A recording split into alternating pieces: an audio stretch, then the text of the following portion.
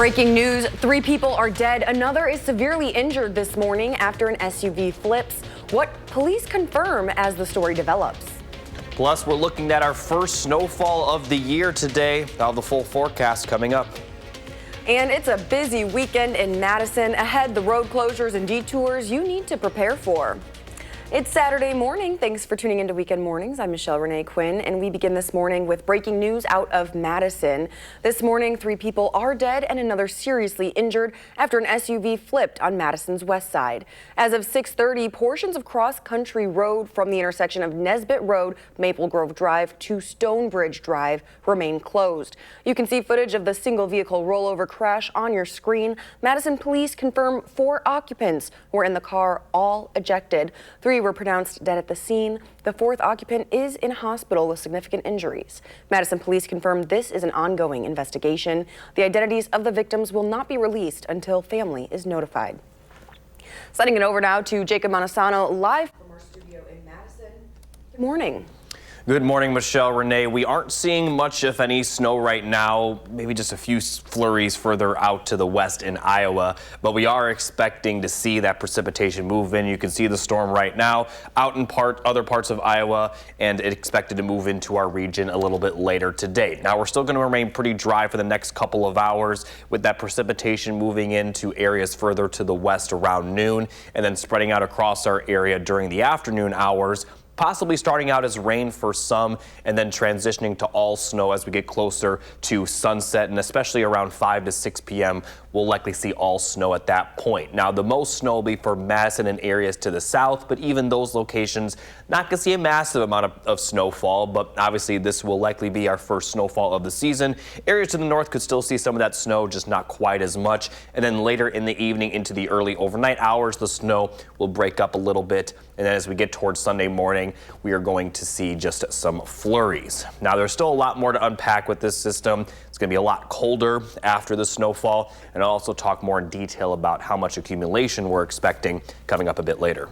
Jacob, thank you. You folks at home can track when those flurries are in your area on our free First Warn Weather app. Find that wherever you get your apps. Let's take a live look now at the Capitol. For the first time since the shutdown started, the Senate will work through the weekend in an attempt to reach a deal to reopen the government. At the 11th hour, the Supreme Court halted a court order requiring the federal government to fund food assistance.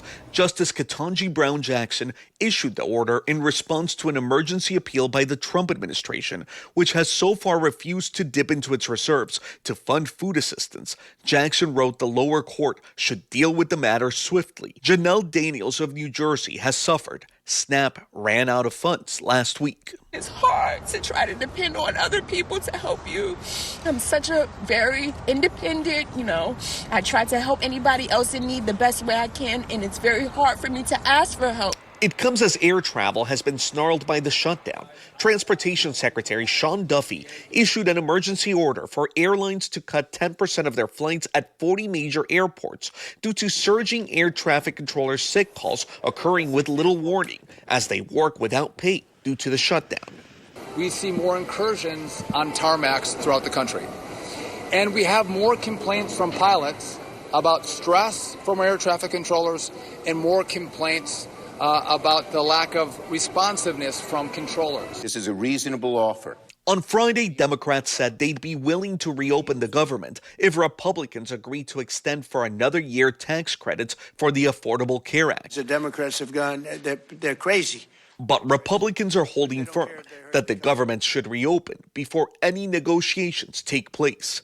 Christian Benavides, CBS News. President Trump is urging Senate Republicans to end the filibuster to allow government funding to pass without any Democratic votes. But it's unclear if there's enough Republican support to eliminate the 60-vote requirement. Stocks wavered to a mixed finish on Wall Street Friday. The Dow is up 75 points, the Nasdaq down 49, and the S&P 500 is up 8. SNAP recipients in Wisconsin are receiving food assistance. payments in full for the month of November. This comes after more than a month of food insecurity amid ongoing court challenges over whether or not the government has to provide full assistance. Christopher Morris with Way Forward in Middleton says the release of SNAP funds is a relief for the 700,000 Wisconsinites that rely on assistance, of which more than a third of whom are children. I remember still counting down the hours until dinner and just be like, okay, hopefully it's going to be something substantial if we get anything. Being 8 years old like I was, you know, it's not like I could go out and get a job and put food on the table. Having relied on food share benefits as a child himself, Morris says he knows the fear of the families that have needed extra assistance. Way Forward says it's seen on average 20 to 30 more households in need of services each day. Now, as our temperatures are dropping, fire officials have some reminders about safety hazards. They say space heaters, fireplaces, and furnaces can all pose a fire risk if not used properly. Viroqua Fire Chief says while chimney fires are less common now, they're still a major concern this time of the year, so keeping it clean eliminates that chance of any fire. He also says you should test your smoke detectors monthly and replace batteries twice a year. Now, after the snow, the Madison Marathon kicks off. It's beginning at 7 o'clock tomorrow. That's tomorrow morning, and then 7:20 for the half marathon and 10K runners. All of the races start on Capitol Square, and our very own Maddie Heimsch, Ellie LaLiberte, Armand Rahman, and Corey Moen will be running tomorrow. If you're looking to watch the status of your friends and family participating, you can track them in real time using the live tracker and leaderboard.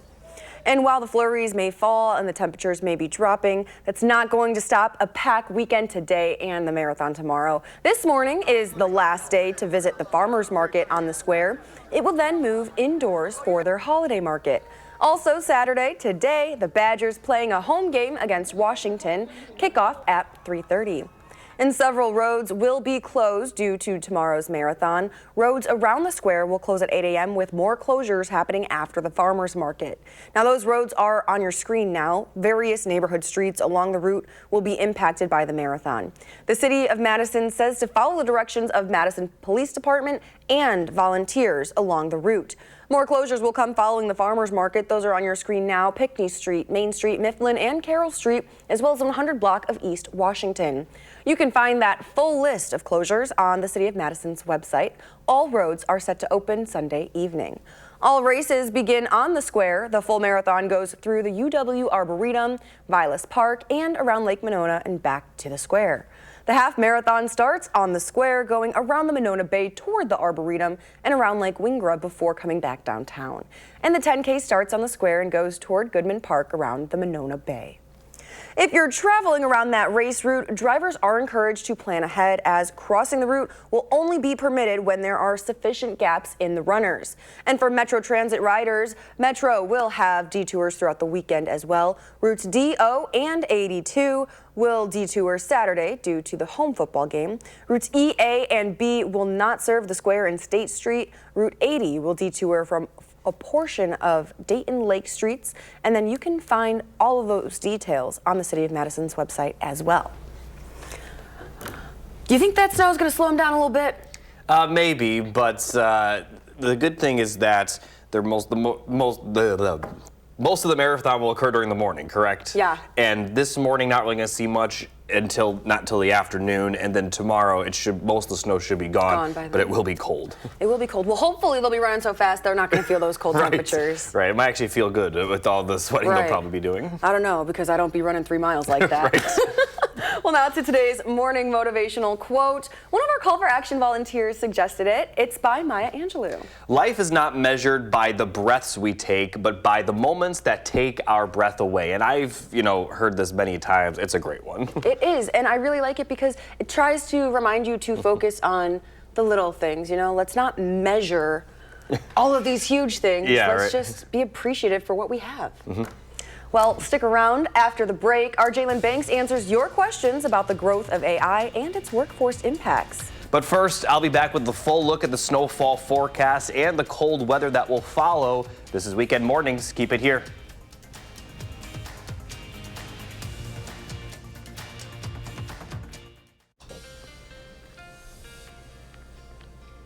Welcome back. Here's a look at the 3 things you need to know. We'll see that rain to snow transition with that system later today. And following the system, it'll be colder and windy for Sunday and Monday, with those temperatures warming up throughout next week. But let's take another look at the precipitation today. Possibly some light flurries and sprinkles for areas to the west during the morning, but most of the area will be dry until the afternoon hours, where we see that system move through. Some areas may start out as rain, then transition to snow. Other places may only see snowfall. And then once we get closer to sunset around 5 p.m., a lot of the area will only see snow at that point. But notice the further north you're located, the less snowfall you will see. The most snow will be for Madison and areas to the south. And this will especially be the case during the evening, with that snow breaking up later in the evening into the early overnight hours. And some lingering flurries will be possible once we get to the overnight hours. But a lot of the consistent snowfall will be over at that point, And then as we get into the day on Sunday, we are going to see the potential for another round of flurries later in the day. And then for areas west and south, or east and southeast of Madison, some lake effect snow will be possible. Now, Dane County shouldn't see much snow, if any, during this time, but further to the east and southeast, maybe about an inch of snow is possible, possibly a little bit more as you get closer to Lake Michigan. But this won't affect most of the region, just areas to the east, and especially for areas around Milwaukee. And then we're going to be dry again once we get to Monday. Now, looking at the amount of accumulation that's expected, this is from the system today into tonight. We'll see about an inch for Madison and areas to the south, about a ½ inch or less for areas north of Madison. So again, this is not going to be a big system, but it is expected to be our first snowfall, which obviously is a big deal. Now, as we take a look at the wind gust forecast, not really going to see a lot of wind when the snow is falling. It will pick up after it ends. We'll see gusts up around 20 to 25 miles per hour overnight, then up to 30 miles per hour tomorrow. And the gusty winds are going to continue into Sunday night, and this is going to cause the temperatures to fall and also the wind chills to really fall as well. So the first time we have to talk about this season as well. Wind chills will be in the 20s this evening, then teens by the time we get to Sunday morning. And then as we get to Sunday afternoon, it's not going to improve much. Wind chills still only near 20, with more teens for wind chills for Monday morning. But it will get better throughout next week, as there's not really any snowfall in the forecast after the next couple days. You keep saying wind chills, and I don't want to hear it, Jacob. Well, we're going to keep talking about it all winter long. Oh, goodness, I'm not prepared. Thank you. We will check in shortly. Artificial intelligence is ever evolving and becoming more and more a part of our everyday lives. In our News 3 Now's Jalen Banks brings us answers on its growth and impact on the workforce. AI is entering nearly every space. It's now finding its way into some of our workplaces. I had the chance to catch up with one AI expert who says it's not only going to impact white-collar jobs, but blue-collar jobs as well. Artificial intelligence. More and more, we're seeing it integrated into our everyday lives. ChatGPT, algorithms, you name it. And the warnings of its impact on the job market is dominating headlines.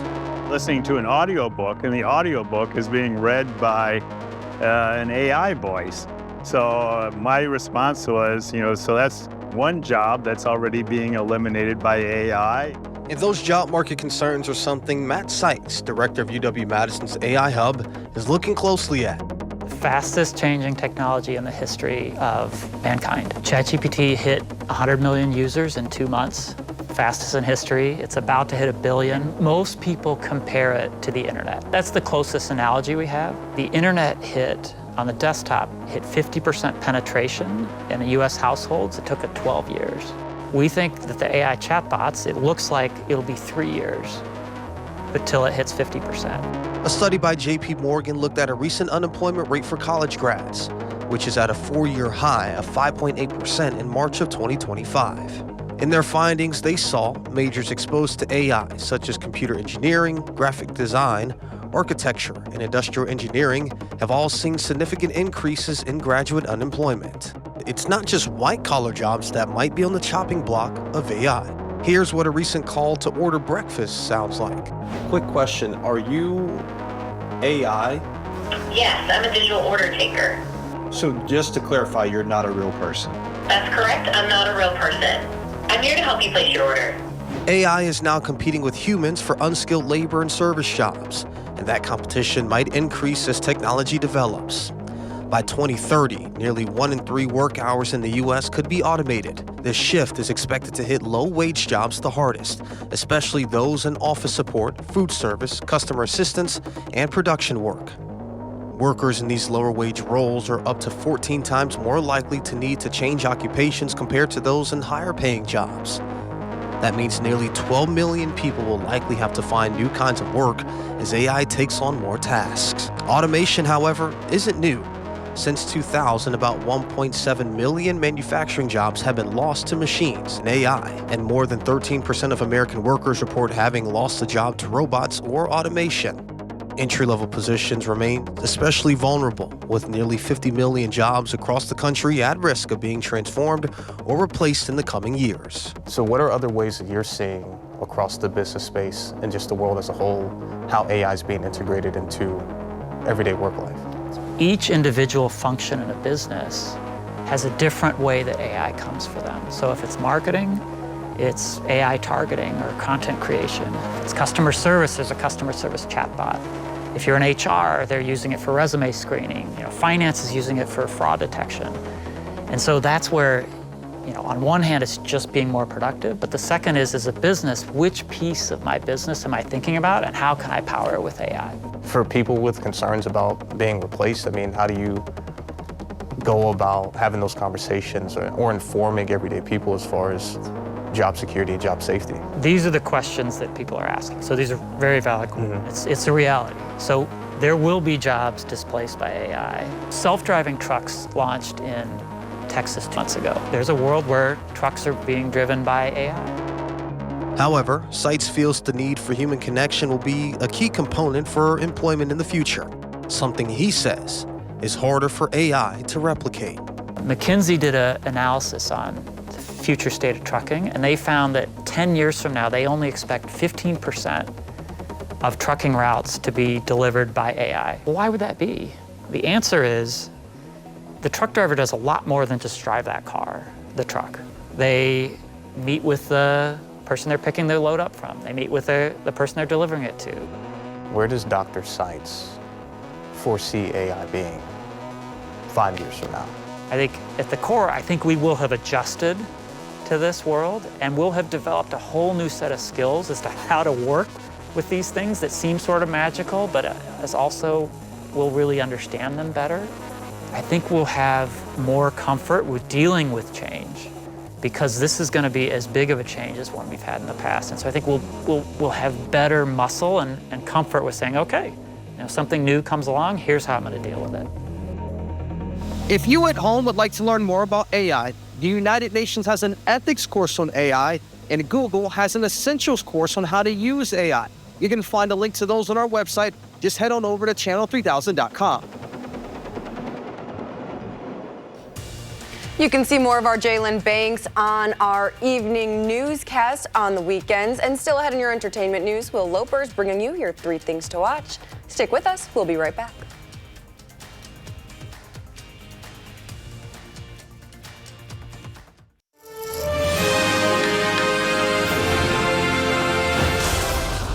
My maker told his tale. And I tell you mine. Meet your maker with Frankenstein, newly streaming on Netflix. You, the great Victor Frankenstein. You made a mistake. I created something truly horrible. Not something. Someone. Director Guillermo del Toro brings us a new version of the classic tale by Mary Shelley, starring Oscar Isaac and Jacob Elordi. Good morning, Carol. Is there anything we could do to cheer you up? See the newest show from Breaking Bad creator Vince Gilligan, Pluribus, newly streaming on Apple TV+.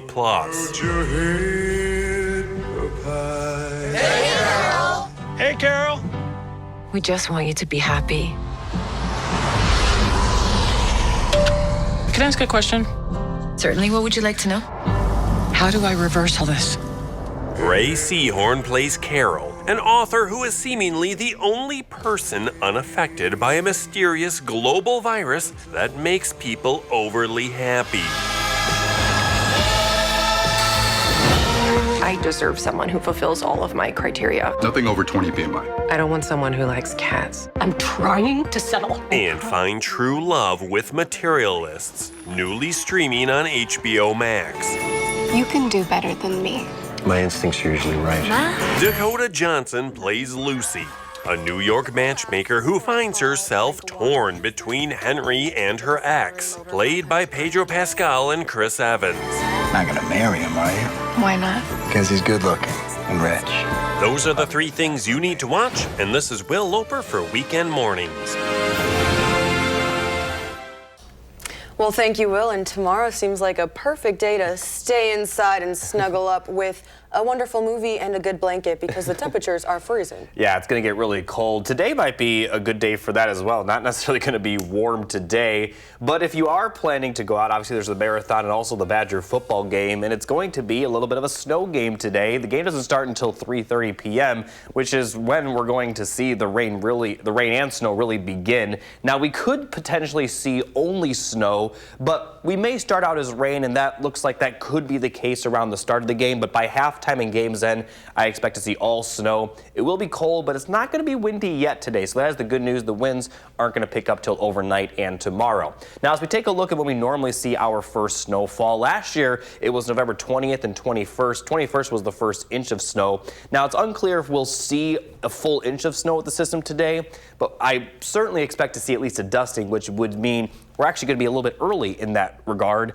with the average being November 12th. And the first dusting of snow has been as late as January 1st here in Madison, which is pretty crazy, and also as early as October 6th. Jacob, thank you. Now, before we head to break, here's a look at last night's winning numbers. But don't go anywhere. We're following breaking news this morning, and Jacob is tracking where your chances of snow will be this weekend. Stick with us. More Weekend Mornings. That's next.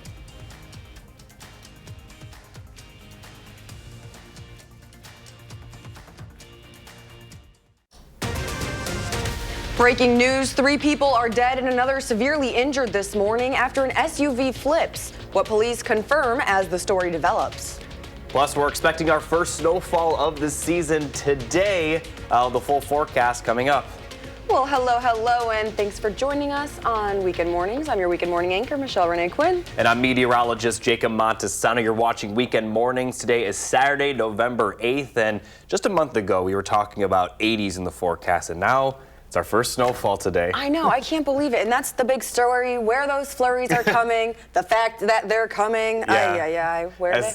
Yeah, what I was going to say is that as what they say in Game of Thrones, winter is coming, and that is today. It's coming today, and it's going to be here throughout the weekend. Now, we're not going to see much snow in the forecast after today into tonight, but it will remain cool. And here's to show you, we still have some of our Halloween decorations out. It's just over a week removed from Halloween. And, you know, we've had snow on Halloween in the past before, but it was a pretty warm October, and we're going to see that snowfall a little bit earlier than normal. Normal first dusting is around November 12th, and it's November 8th. Now, as we take a look at the current radar, we aren't really seeing much. A few flurries further to the west already for areas near the Mississippi, but the more consistent precipitation is west of that across much of Iowa, seeing some of that rain and some of that snow. Now, as we take a look at future track, we are going to see that snow develop around the noon hour for areas to the west and continue to push from west to east. Some of the area could start out as rain, others may start out as snow, but then everyone is expected to see snow, at least for our area, by the time we get to sunset. Maybe still some lingering rain for the far southeastern portion of our area, but Dane County and areas to the west certainly going to see snow at this point in time. And throughout the evening, we're going to continue to see these snow showers, and these are mainly going to be for Madison and areas to the south. Northern counties, not as likely to see the snowfall, although still I expect to see, you folks to see some falling snow at times. Now, this is going to break up during the early overnight hours with some lingering flurries possible into Sunday morning, but most of Sunday will actually be pretty dry, but it will be a lot colder, and I haven't even talked about the temperature swing that we're going to see. I'll talk more about that coming up a bit later. All right, Jacob will have that in his full forecast. And don't forget, you folks at home can track when those flurries are in your area. If you're headed out and you just want to make sure you're staying dry, just download our free First Warn Weather app. Find it wherever you get your apps. Now to breaking news. 3 people are dead and another seriously injured after an SUV flipped on Madison's southwest side. As of 6:30 this morning, portions of Cross Country Road from the intersection of Nesbitt Road, Maple Grove Drive to Stonebridge Drive remain closed. You can see footage of the single car rollover crash on your screen. Madison police confirm 4 people were in the car, all ejected. 3 were pronounced dead at the scene. The 4th person is in a hospital with significant injuries. Madison police confirm this is an ongoing investigation. The identities of the victims will not be released until family is notified. The Salvation Army officially kicked off its annual Red Kettle campaign in Dane County. The event took place at Metcalf's on Mineral Point Road, complete with music, donuts, and coffees as the familiar bells rang in the holiday giving season. The Red Kettle campaign runs through Christmas Eve, and organizers say volunteers are still needed to ring bells across Dane County. You know, I think people are really grateful. They understand that there are others in the world that still want to do good, that still want to come alongside and help, especially when people come into situations in their life that are super traumatic, crisis situations that they didn't plan on, and they just need a little bit of support and help along the way. She says that the funds collected in this 6-week period can help sustain Salvation Army programming through the year. Now, if you would like to volunteer or donate, visit ringbellsdane.org.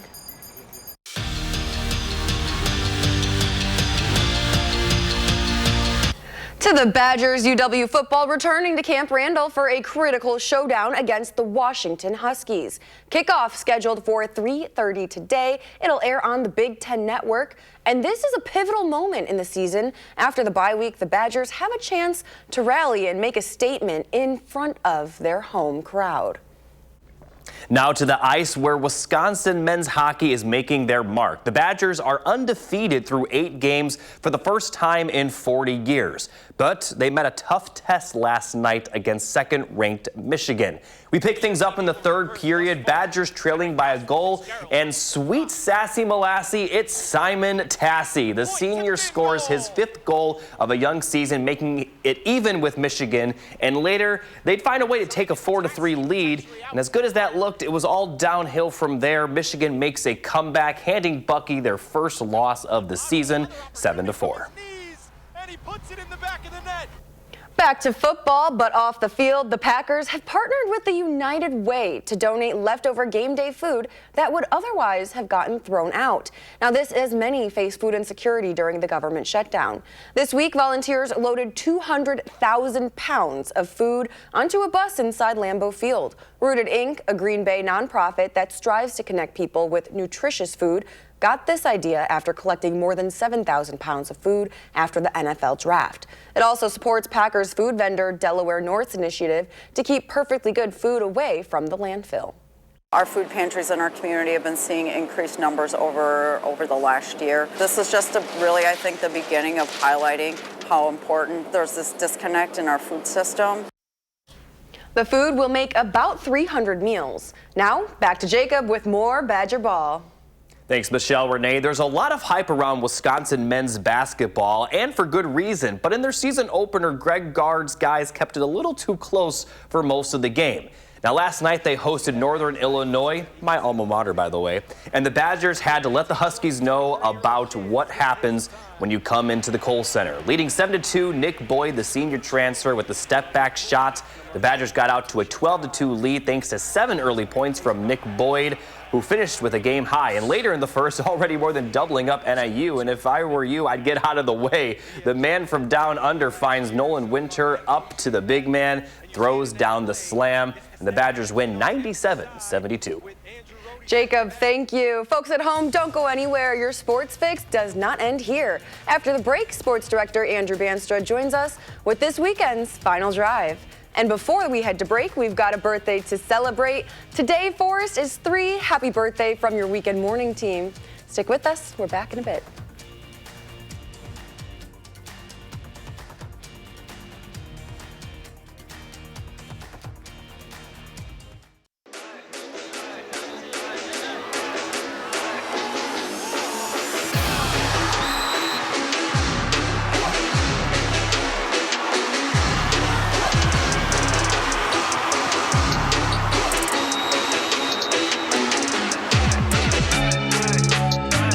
The road to Camp Randall continues to narrow. In the first round of the playoffs, teams from our area were involved in 37 games.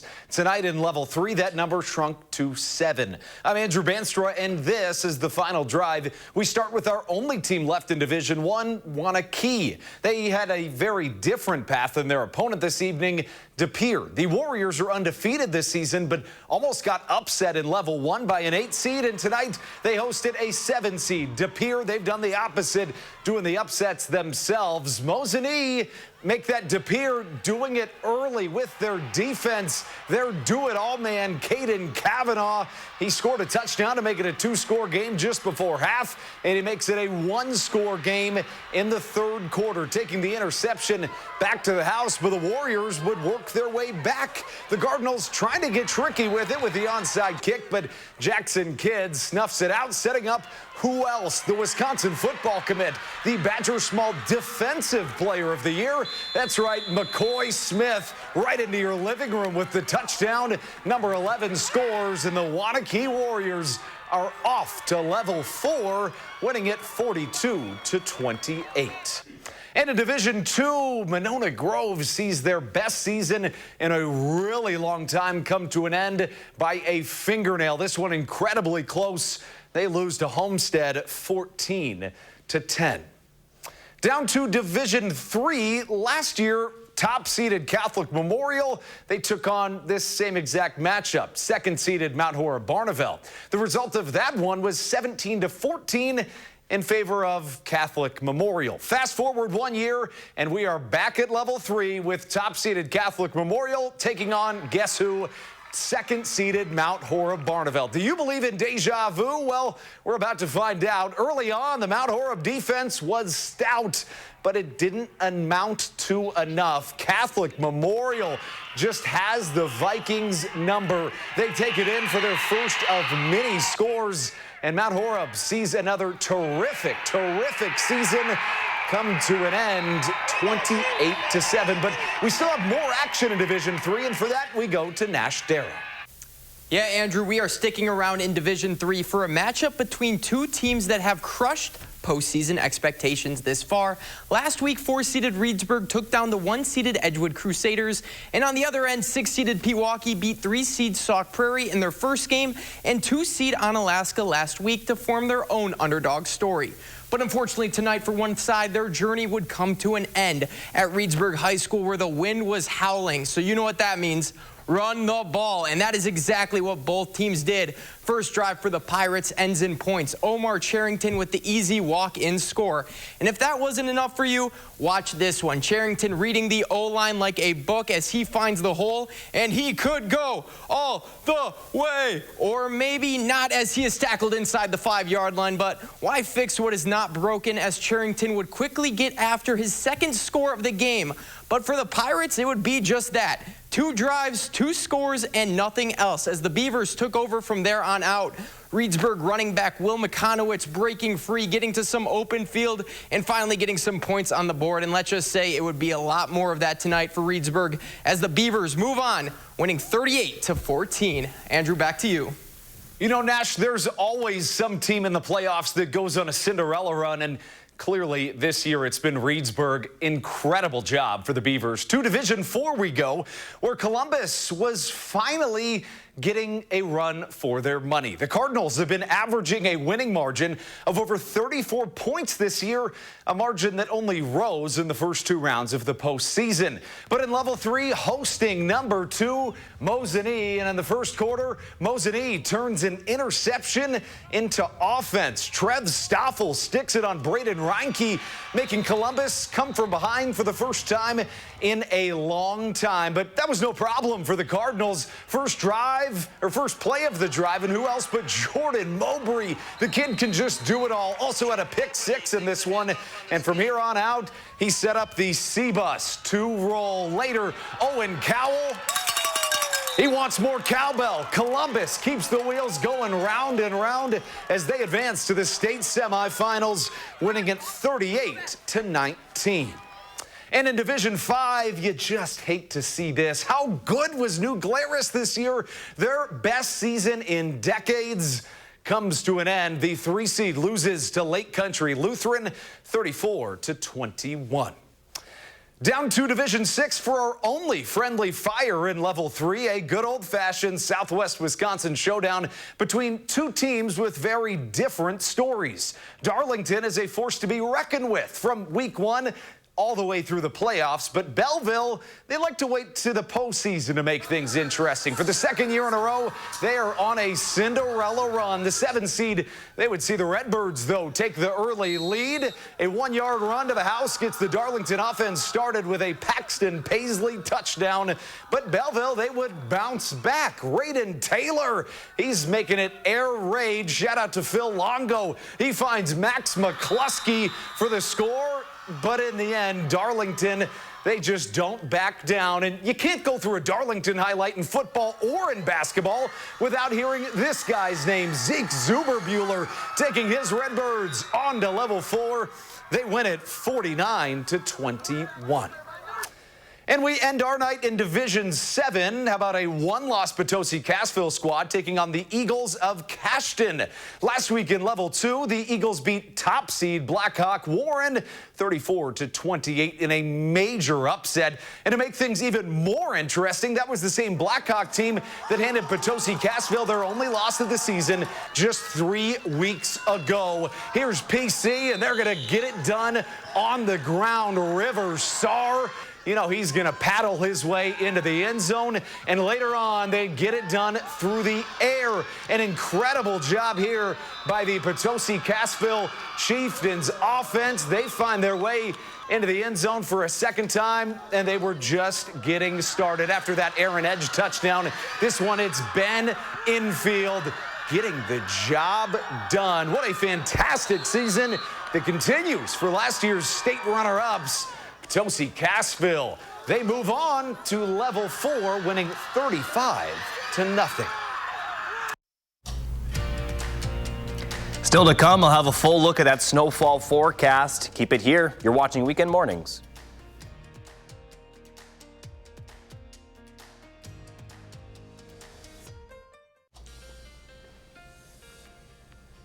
Welcome back. Here's a final look at the 3 things you need to know. We are going to see that precipitation with rain turning to snow later today through tonight. Colder and windy for Sunday and Monday, and then we are going to see those temperatures warming up throughout next week. So taking a look at the precipitation, we are going to see some light snow showers early or over the next few hours for places near the Mississippi, but most of the precipitation won't move in until just around the noon hour, if not a little bit after the noon hour. And some of the area may see it start as rain, then transition to snow, but then we're going to see pretty much all snow by the time we get to the sunset hour and around the evening. Now, the most snow will be for Madison and areas to the south. Still going to see some snow showers for areas to the north, but just not quite as much. And then as we get to the overnight hours, this snow will really break up, and then it will continue as in the form of flurries during the overnight hours. And then as we get to Sunday morning, we are going to see relatively dry conditions, but we do have another chance of snow for just parts of the area. As the system kind of lingers around the Great Lakes region,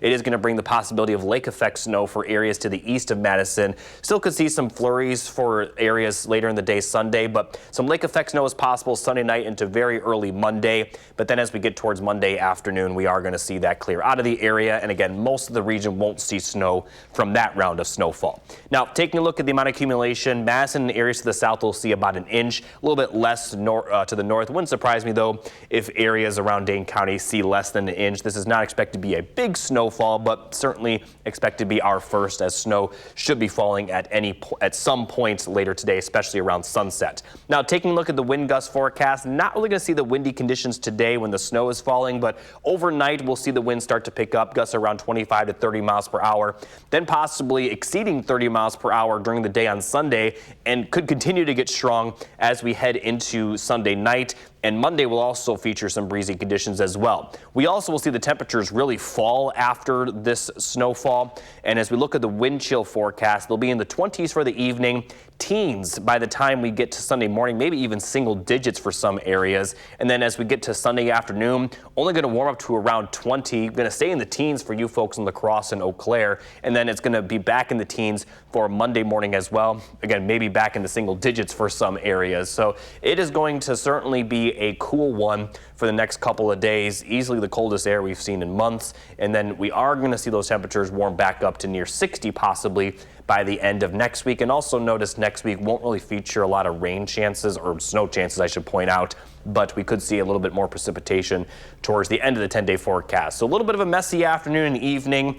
Expect to see that first snowfall, and then it will really feel like winter afterwards, with 30s for highs, lower 30s for highs, and lows in the 20s with wind chills possibly in the single digits some mornings.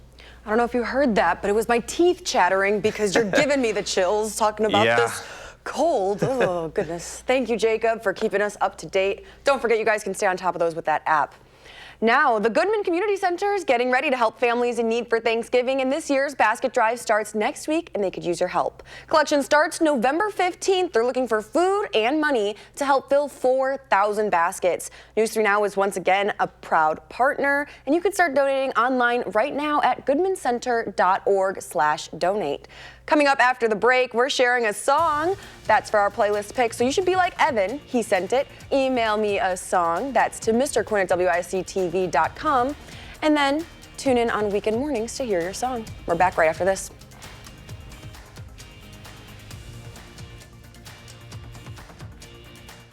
And I'll take you at your word and carry on. I'll hate the goodbye, but I won't forget the good. You're listening to Good Times by All Time Low. Evan chose this song. Thank you so much for sending it in. Be sure to send me those songs, you guys. And thanks for watching Weekend Mornings. Coming up next is Lucy Dog Reunions, and our next newscast is coming up at 6 p.m. Find us streaming on Channel 3000+.